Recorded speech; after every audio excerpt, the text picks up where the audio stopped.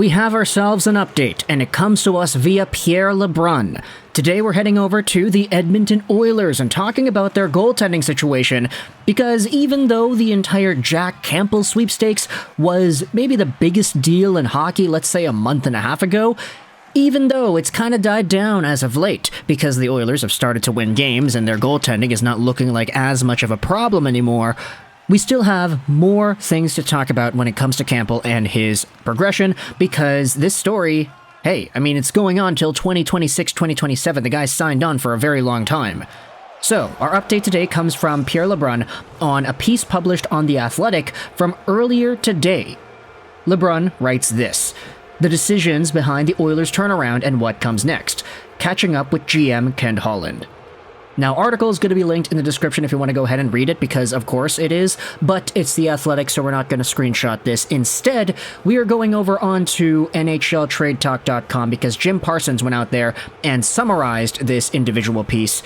Take a look at the title of this article. Insider has painful prediction about Campbell's future with the Oilers. This will also be linked in the description. When asked about the future of goaltender Jack Campbell in Edmonton, GM Ken Holland said this: I'll watch Jack Campbell, I'll work the phones, I'll watch our team, and ultimately between now and the trade deadline make some decisions with our staff as to what we think we need to do. Happy with his current tandem of Stuart Skinner and Calvin Pickard, a decision needs to be made regarding Campbell. Is he part of this season, or is he not? Now, it is interesting to note that the introductory paragraph is Ken Holland pretty much saying that, yeah, I'll take a look at Campbell, I'll take a look at our situation, I'll work the phones, and I'll talk to other GMs. He's not shutting down any option. Everything seems to be on the table, and that includes being open to talking about a Jack Campbell trade. Now, last time we had talked about Jack Campbell, I believe it was in the video talking about how he lost his starting job in Bakersfield. He's got an .893 save percentage right now and a .332 goals against in 11 games played. Literally some of the worst numbers he's ever had, especially in the AHL. Definitely a tad better than his NHL numbers this season, but still not great. Especially for a guy that was hindering development time from other valuable pieces like Olivier Rodrigue and guys who are in the NHL now. Campbell has not been good, and there's no real surprise there. Now, you could bring up the idea, you could debate whether or not it's actually possible to trade Jack Campbell away. That's an entire other can of worms. But from Ken Holland's comments, it's apparent that at the very least, he is going to try. He is going to talk, and he is going to leave everything on the table. Let's continue with the article here. Pierre LeBrun noted in his recent article that he thinks the Oilers will attempt to bring back a veteran type to be a 1B to Jeff Skinner. Jeff Skinner, oh my goodness, did I just say that? Stuart Skinner, my gosh. Or a more traditional backup goaltender. While he acknowledges that Calvin Pickard has done an admirable job, Pierre LeBrun thinks a goalie trade is possible. At the same time, he doesn't believe Ken Holland will ultimately move Campbell this season, and that's not great news for Edmonton considering how it complicates the NHL trade deadline. This is what LeBrun says. This is me, not Ken Holland, but I don't see any likely scenario in which Edmonton moves Campbell's contract before March 8th. It would probably cost 2 first-round picks to get a team to eat a deal that has 3 more years at $5 million a year. That situation is going to have to wait until the summer, whether that's a buyout or not. I just don't see the Oilers dealing with that this season. And you know, I feel like that's the most rational conclusion here. Like, Campbell is so bad, and his contract is even worse, that the idea of him even getting traded at all, not even just like this year or later on, it's all contingent on a team firstly being willing to eat up the salary, and a team secondly forcing Edmonton to give them the price. It's a big price, and you have to start asking yourself, if you are Ken Holland, is holding on to Jack Campbell worth it to keep 2 first-round picks that you could trade for other things elsewhere? Now, I know it's kind of like contradictory to think about it that way because the Oilers would have so much more cap space to get other players if they freed up Campbell, but if you trade away 2 first-round picks, then, hey, you're losing out on capital that you could use to trade for these extra guys. You're not going to trade Campbell away for another contract that's $5 million that can actually help you out. He's got negative value. So, for Ken Holland at this point, it really is just kind of pick your poison. Live with both assets or die by the sword here. Trade Campbell away and potentially lose out on what assets you have you could use to trade away for other guys, or do you just keep Campbell around and try to find yourselves a trade elsewhere? Now, if the Oilers really wanted to go balls to the wall, they wanted to maximize everything for this year, then you could trade away 2 first-round picks and Jack Campbell, and then send away what other limited prospects are available there. Trade away Xavier Bourgault, trade away Raphael Lavoie, trade away Dylan Holloway, get guys who can fill in that $5 million in a good way.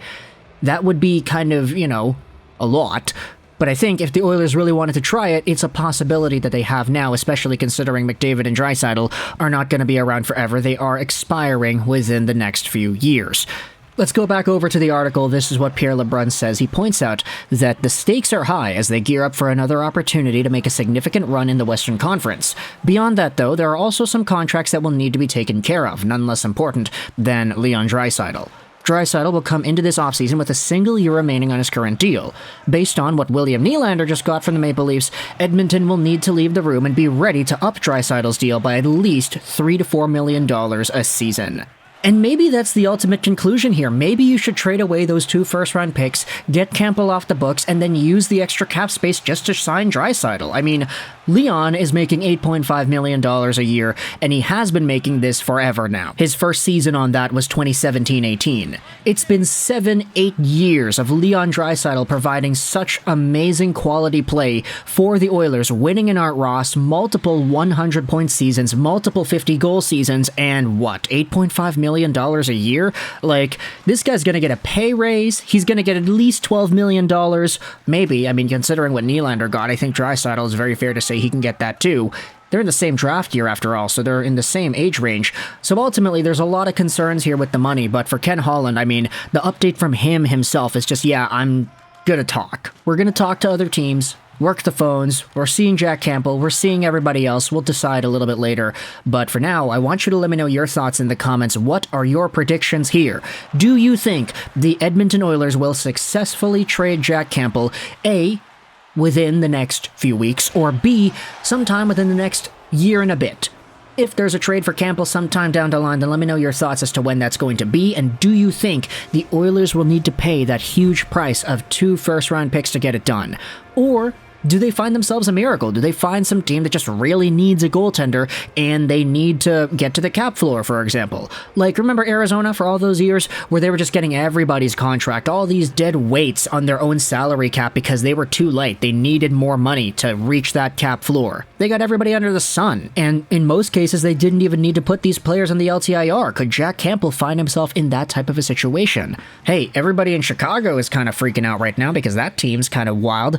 Everybody's hurt, and if you wanted to get a replacement for Mrazek or something, hey, maybe there is a Jack Campbell to be had, and maybe the price isn't as big if you're negotiating with a team like that, rather than if you're sending Campbell to, I don't know, some other team that could just use him as LTIR fodder. So let me know your thoughts in the comment section below if you're an Oilers fan. What are your opinions about this Jack Campbell trade update? It's not looking good right now for the Oilers in terms of being able to trade him, but Ken Holland will be working the phones. That is what we have now learned. Thoughts in the comment section below. I hope you enjoyed this video. And bye.